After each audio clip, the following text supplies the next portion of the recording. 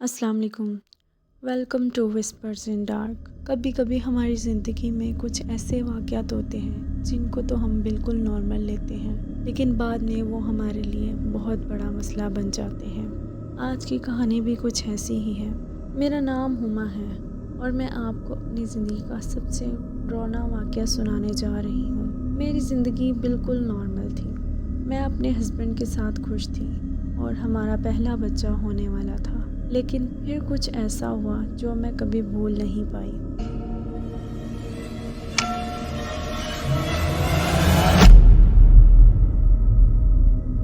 मैंने सुना था जब इंसान इस कंडीशन में होता है तो ज़्यादातर चीज़ें अट्रैक्ट होती हैं और इन दिनों ज़्यादातर एहतियात ही करनी चाहिए।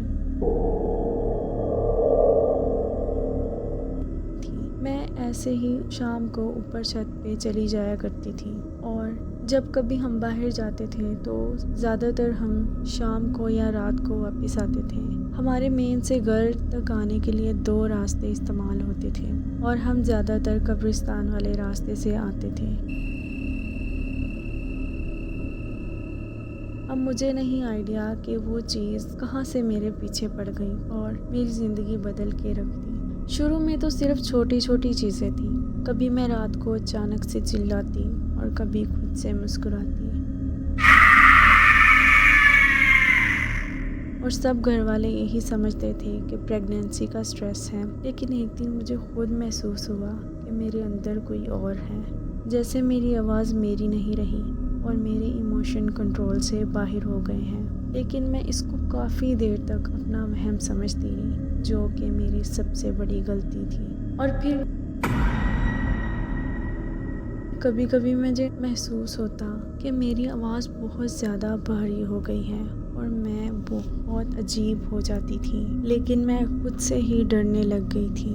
मेरा चेहरा पहले जैसा सॉफ्ट नहीं रहा था, लेकिन अब मैं कभी गुस्सा करती और कभी अजीब तरीके से मुस्कुराती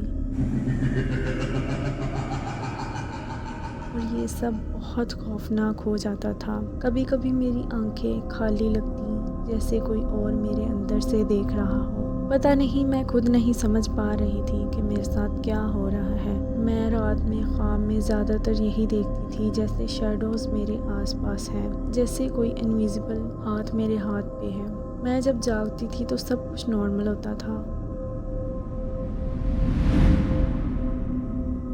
और मुझे समझ नहीं आता था कि ये मेरे साथ सच में हुआ है या फिर ख्वाब था। मैं कभी खुद से बातें कर रही होती, कभी दूसरे शख्स की आवाज़ में आवाज़ निकालती और मैं खुद से डर जाती थी। जैसे जैसे दिन गुजरते गए ये चीज़ें मज़ीद बढ़ती गईं और मेरा नमाज़ पढ़ने को दिल नहीं करता था और अज़ान की आवाज़ सुन के मुझे बहुत गुस्सा आने लगता था। मेरी आवाज़ और मूवमेंट बहुत ज़्यादा डिस्टर्बिंग हो जाते थे। कभी मैं पुरानी ज़ुबान में बहुत कुछ बोल जाती थी और वो ज़ुबान किसी को समझ नहीं आती थी कि मैं क्या बोल रही हूँ। वो अजीब तरह की लैंग्वेज थी। मुझे कभी अपनी बॉडी पे कंट्रोल नहीं रहता था और मैं बहुत ज़्यादा कांपने लग जाती थी। और सबसे डरावनी बात यह है कि मैं कभी कभी अपने हस्बैंड से बोलती थी कि मेरे अंदर कोई और है जो मुझे कंट्रोल कर रहा है। एक रात तो सब कुछ पीक पे पहुंच गया। जैसे जैसे आहिस्ता आहिस्ता मेरे दिन करीब आ रहे थे तो ये चीज़ें मज़ीद बढ़ती जा रही थी। मेरी बॉडी खुद से कांपने लग जाती है और मेरा चेहरा बिल्कुल अननेचुरल और अजीब सा हो गया। मेरे घर के अंदर बिल्कुल अंधेरा छा गया, लेकिन मेरी खुद की आवाज़ नहीं थी वो। मैं समझ नहीं पा रही थी कि ये मेरा दिमाग का फतूर है या कुछ और है। लेकिन जो हुआ वो सच में डरावना था। मुझे सबने मिलकर कंट्रोल किया और मुझे संभाला और जैसे तैसे तो वो रात गुजरी, पर बहुत ज़्यादा घर में परेशानी हो गई। मैं आपको ये नहीं बता सकती कि जो मेरे साथ हुआ था वो सुपर नेचुरल था या नहीं, लेकिन मैं ये जानती हूँ कि कभी कभी नॉर्मल ज़िंदगी भी ऐसे मोमेंट से गुजरती है जो समझ से बाहर हो जाते हैं और जो चीज़ हम नहीं देख सकते वो हमारे अंदर और आसपास छुपी होती है और कभी कभी वो हमारी ज़िंदगी का हिस्सा बन जाती है।